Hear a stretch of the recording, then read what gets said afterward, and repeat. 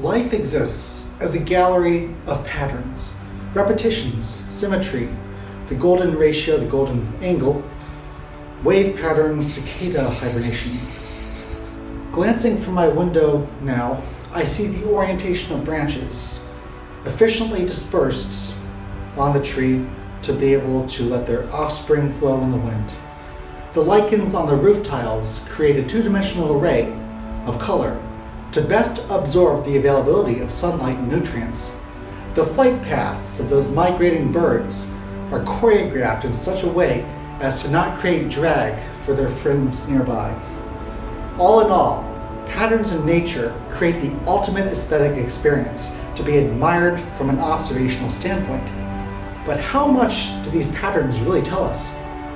What use do we have for what appears to be random noise driven by environmental and genetic codes?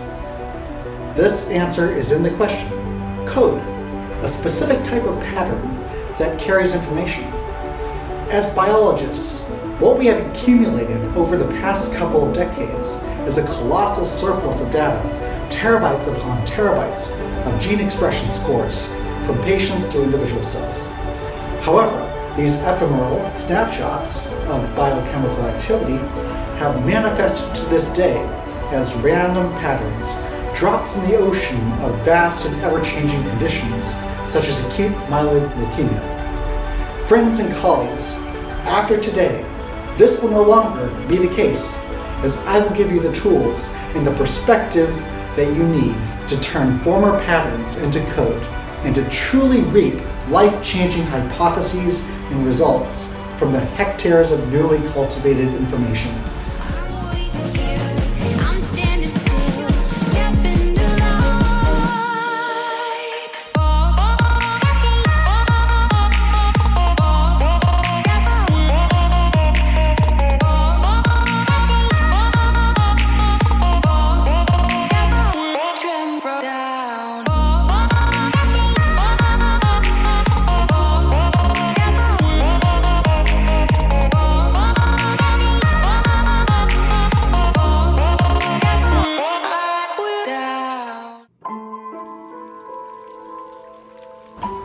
The first time I ever heard the term gene signature, I remember that wintry February day.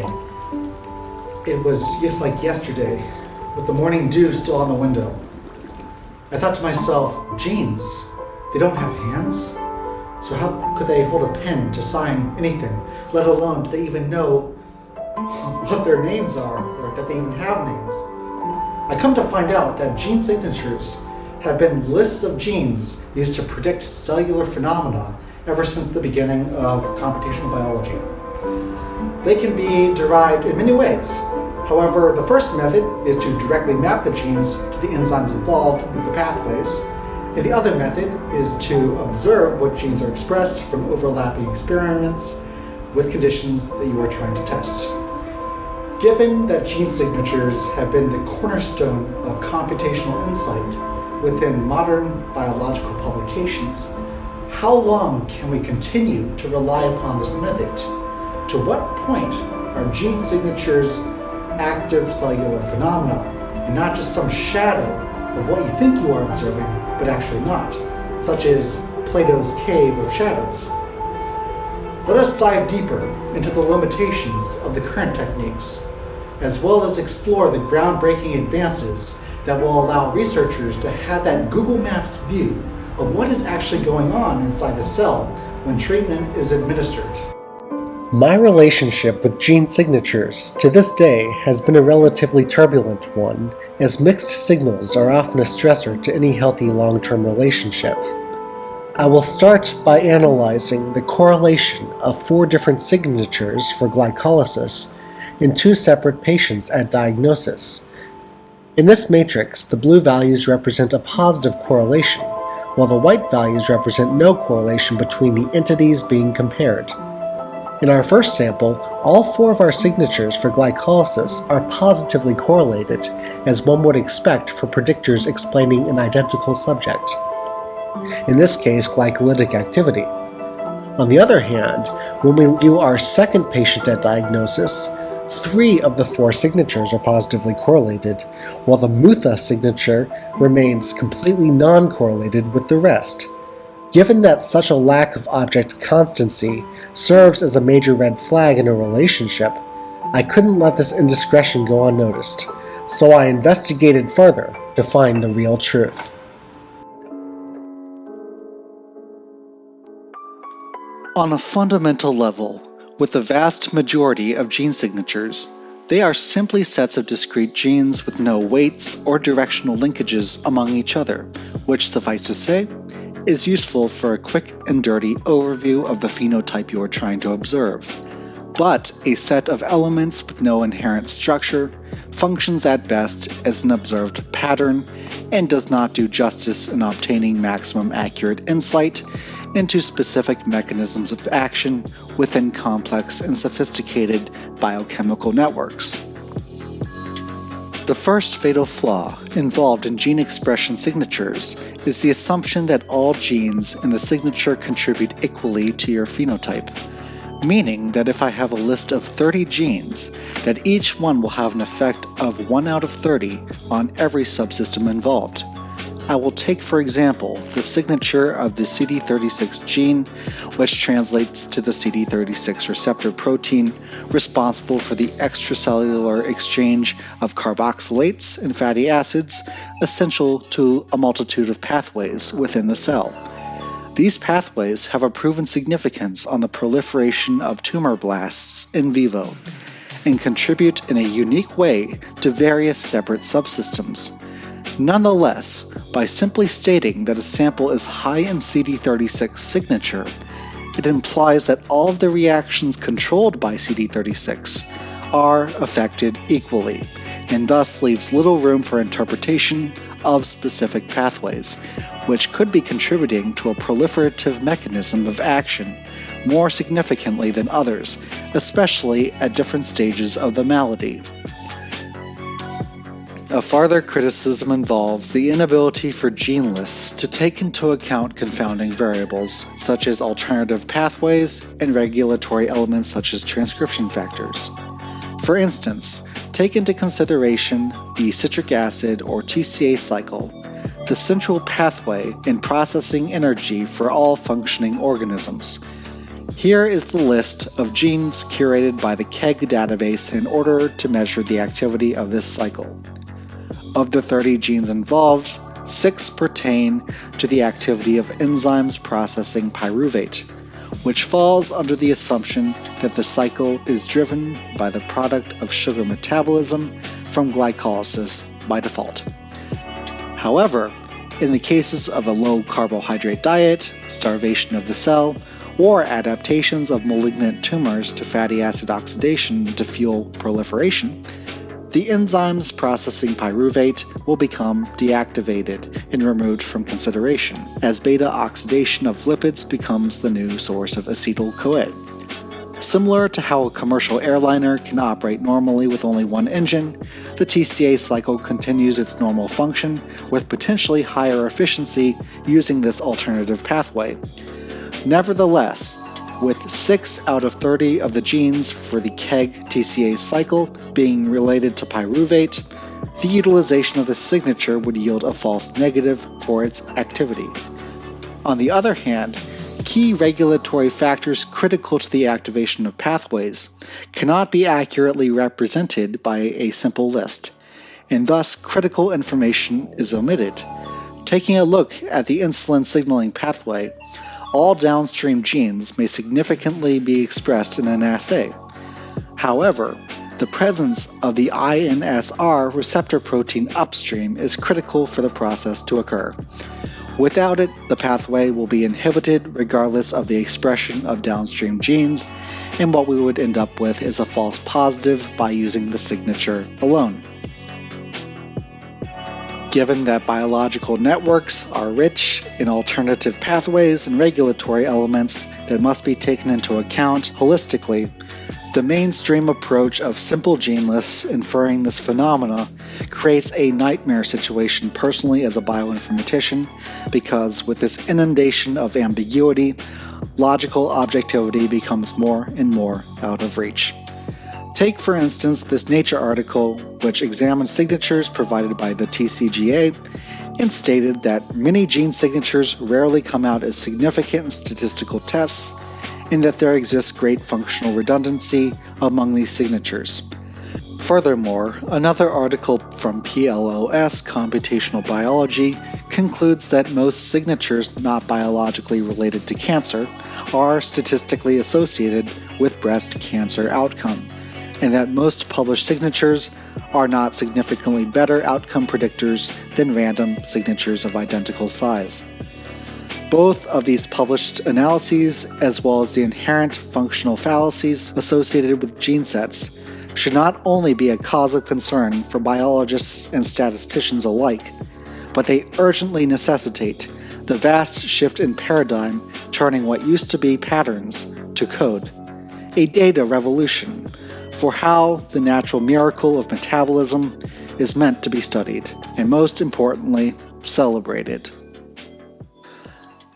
Now, I understand it would be silly of me to propose a revolution and not provide a means by which to accomplish said revolution, so I will do so now.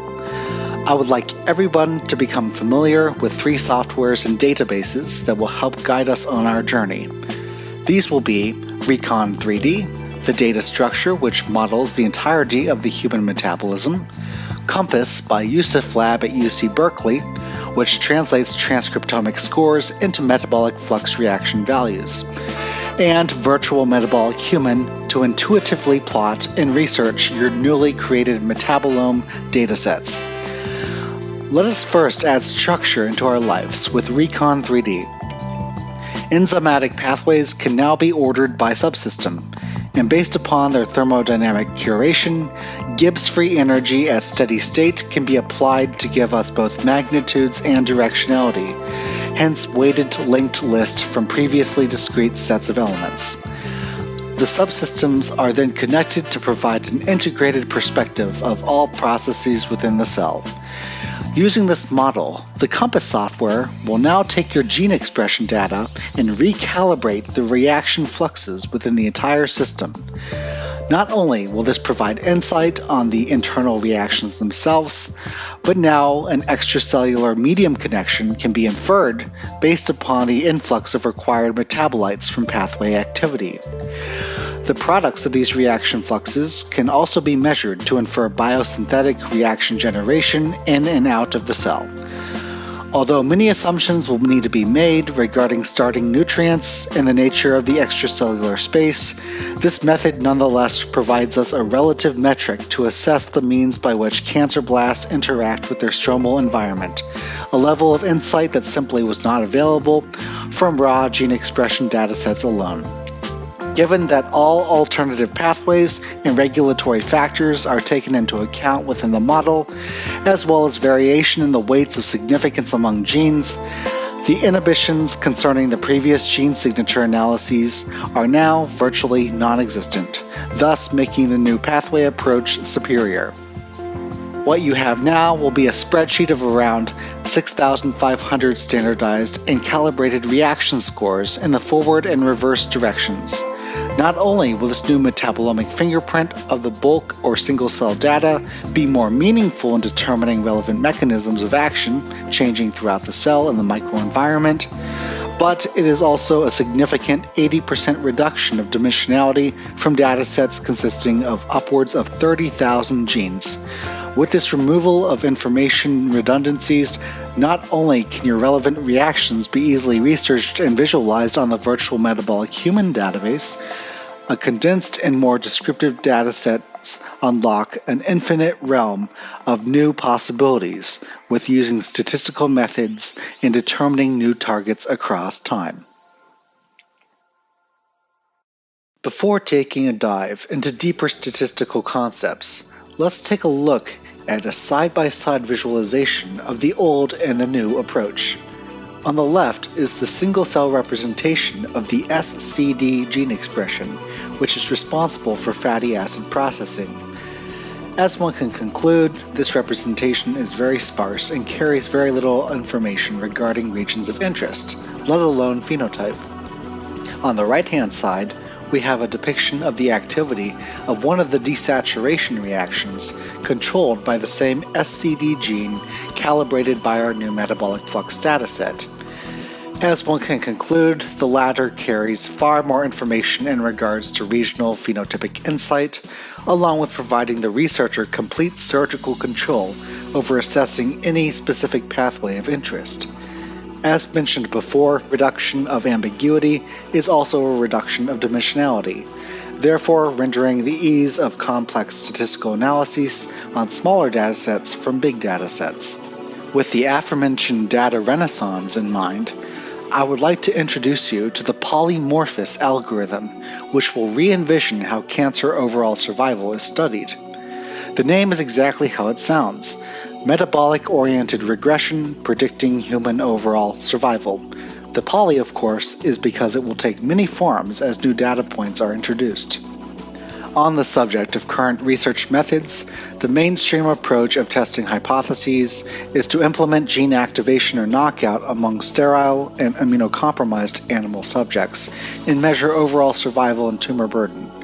Although this procedure has proven time and time again in its proficiency in determining cause and effect and has produced a plethora of far-reaching results, it is fair to say that humans are neither immunocompromised mice, nor do they spend their entire existence in laboratory-controlled conditions. Thus, generalizations to diverse populations of AML patients or patients of other cancers from these results remain as a statistical far cry, considering the extensive experimental controls and lack of allocation of resources to provide sufficient replicates for all hypotheses being tested. Given the bureaucratic overhead in most of the developed world to conduct clinical trials of new gene therapies tested in vivo, the time before laboratory-confirmed theory is placed in a tangible working context to the human population can be a matter of decades, time simply that patients and their families cannot afford to wait. Polymorphous, however, will change the means by which cancer research hypotheses are formed and conclusions are proven. Instead of the traditional route beginning in a controlled laboratory environment, the algorithm incorporates its data from historical patient survival datasets from the start. In this case, the Beat AML, VRHAC, and TCGA cohorts are combined to create maximum data diversity and replication. Using the Compass software, the raw gene expression assays of these cohorts are calibrated to pathway flux scores. In addition to overall survival, we now have a dataset consisting of demographic patient information, gene mutations, and the newly calculated pathway fluxes. This is now where the fun begins with the cutting-edge walking logistic regression algorithm. In order to understand walking logistic regression, let us first learn the fundamentals of the simple linear regression model crucial to machine learning and statistical insight. We first need some response variable to predict, which we will call y. Let's use for this example my level of happiness at any given point in time. We will then have our list of possible predictors called x, which can either influence the response in a positive or negative direction depending on their sign.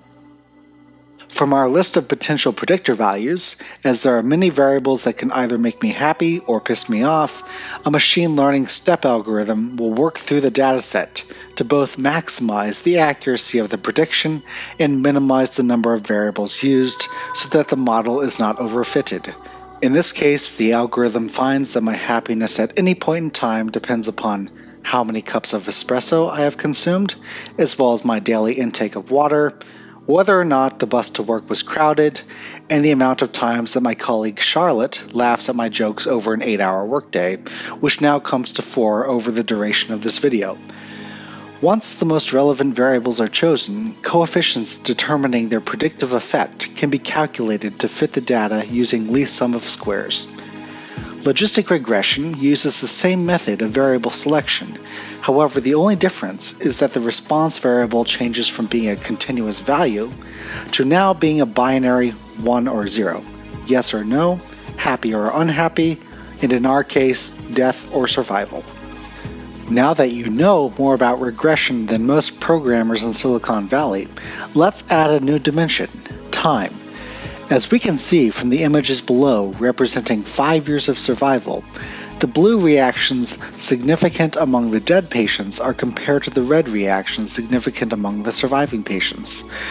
This provides an objective description of the evolving nature of cancer as a disease, in that virtually no mechanisms of action remain constantly relevant throughout the duration of the progression.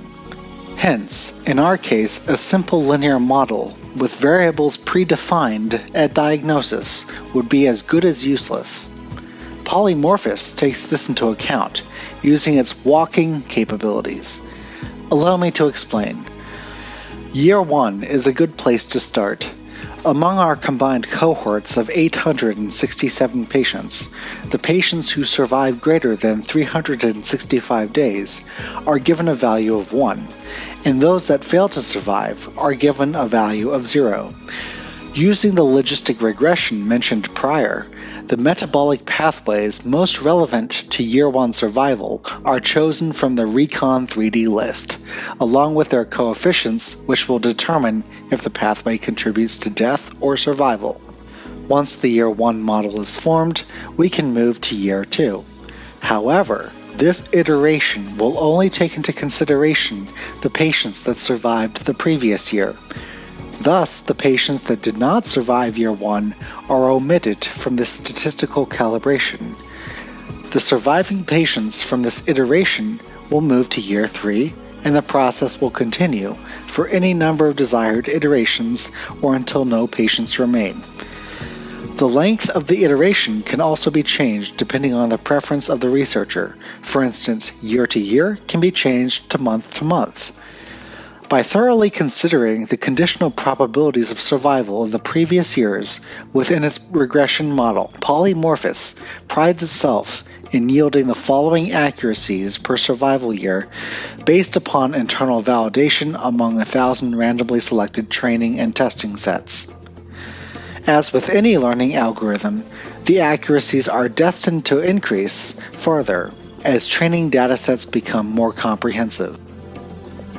From the metabolic reactions chosen by our Year 1 model, they are sorted into their corresponding subsystems.